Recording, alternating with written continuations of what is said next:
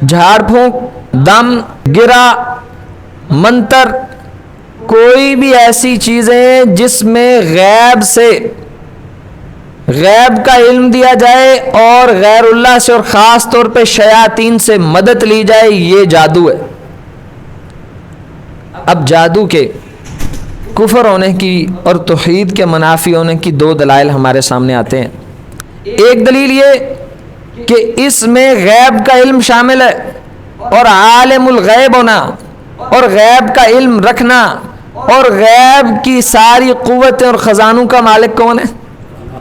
कुल ला यअलमुल गैब मन फिस समावाति वल अर्द इल्लल्लाह। कह दीजिए ज़मीन और आसमान में अल्लाह रब्बुल इज़्ज़त के अलावा कोई भी ऐसा नहीं है जो गैब जानता है। फिर जादूगर की क्या मजाल के ये कहे कि ये बात मैं आपको बताता हूँ।